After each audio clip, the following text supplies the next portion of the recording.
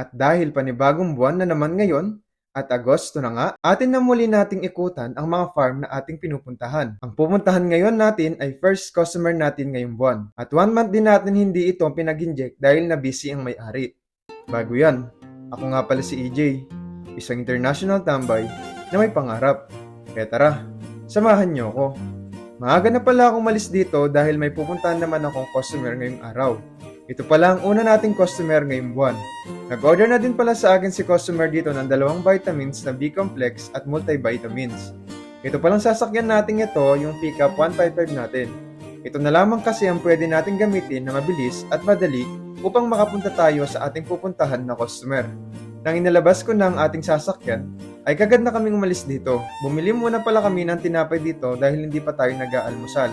Niloko pa nga ako dito ng girlfriend ko dito habang umiinom tayo ng Vitamilk. Iniinom ko pala ito upang hindi tayo magutom at magkaroon tayo ng energy mga kagri. Feel na feel ko naman umiinom ng Vitamilk dito, akala mo naman talaga ay model ako. Pero baka naman Vitamilk, may sponsor ka naman dyan no? Easy.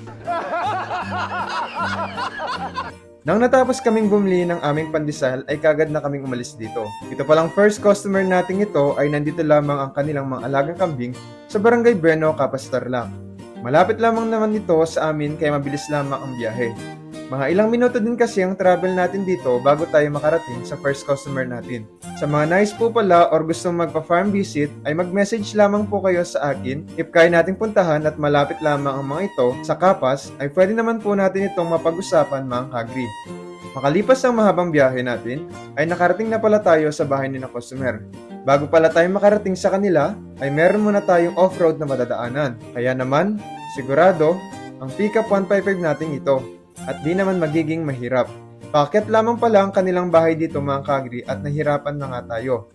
Maliban sa paakyat ay may pabaku-baku ang daan nila dito. Nahihirapan na nga akong maghawak ng camera ko pero para sa inyo gagawin ko ang lahat. At dahil sanay naman tayo kaya madali na lamang sa atin to. Basic ba? Sana all. Nang nakakyat na ako sa kanilang bahay ay kagad na akong pumunta sa goat house nila. Nasa likod bahay lamang din pala ang kanilang mga alagang kambing dito. Wala din naman kasi silang katabing bahay kaya ayos lamang na dito nila ilagay. Wala naman sigurong magrereklamo dito dahil sa kanila din naman ang mga ito. Nang nakarating na kami ay ganito pala ang kanilang housing mga kagri. Itong unang housing nila ay trial and error din ito dahil hindi ito pasok sa standard ng housing. Pero dyan nila na parami ang kanilang mga alagang kambing. Ang tamang standard po kasi ng housing mga ka-agri ay at least 5 feet ang taas nito at may siding sila na hindi kulob ang hangin. Maliit lamang pala ang kanilang housing at sakto lamang makakatayo ang tao dito. Naka-elevated din ang kanilang higaan na pinaglumaan o pinaggamitan ng mga kahoy na slab natin. Ang pangalawa naman nilang housing ay mas upgraded na ito mga ka-agri. Mas maganda na ito kumpara sa nauna. Maganda naman ang pagkakagawa nito kaso ay masyado lamang mababa ang kanilang sahig. At ang problema dito ay madali nilang maamoy ang ammonia at hindi nila ito malilinisan sa ilalim ng kulungan dahil mababa lamang ito. Maganda din ang kanilang siding mga kagri dahil naka-meshware na ito. Matapos kong in-explain ang kanilang housing ay nagulat ako bigla sa akin nakita. Meron palang mga orph ang kanilang alagang kambing. May mga malala na pala dito at meron naman nagsisimula pa lamang. Ganyan talaga ang problema natin kapag nagsisimula ng tag-ulan. Maliban sa nagtataing kambing, hindi pwedeng hindi magkakaroon ng orb kapag tag-ulan. Ang kailangan lamang natin dito ay ma-prevent natin ito mga kagri. Kusa naman itong gagaling sa loob ng 2 to 3 weeks kapag hindi ito malala. After ko makita dito ang kanilang mga alagang kambing, ay nagsimula na ako magbigay ng mga vitamins at dewormers sa kanilang mga alaga. Nagsimula na ako nag-prepare dito para sa ating gagamitin. Ang mga vitamins pala na ating dala ngayon ay vitamin B-complex 45 at multivitamins. Kasabay na ang pampurgan nila dito na albendazole. Mas maganda sana ang ADE dito kaso hindi tayo agad na-inform na meron palang ORF ang kanilang mga alagang kambing. Gumamit na pala ako ng iba't ibang syringe dito para sa kanilang kambing. Iba-iba kasi ang size ng kanilang kambing kaya 3 syringe ang ginagamit natin dito. 1 ml, 3 ml at 5 ml mga kagri. Sa mga nais po palang bumili ng mga gamot or other goat medicine, mag-message lamang po kayo sa akin upang pa-deliver ko po kayo through LBC nationwide cash on delivery po. Nang natapos na ako nag-prepare ay kagad ko nang sinimulan ang ating operasyon mga kagri. Ang mga kasama pala natin sa for today's vlog natin ay nag-aalaga sa kanilang mga kambing mga kagri. Siya yung nagiging caretaker dito at the same time ay kamag-anak nila ito. Ang mga kasama pala natin ngayon ay si Prince. Tama po kayo. Bata pa lamang si Prince pero marami na siyang mga alagang kambing. Naalala ko tuloy nung ako'y bata pa na nagsisimula ako mag-alaga ng kambing.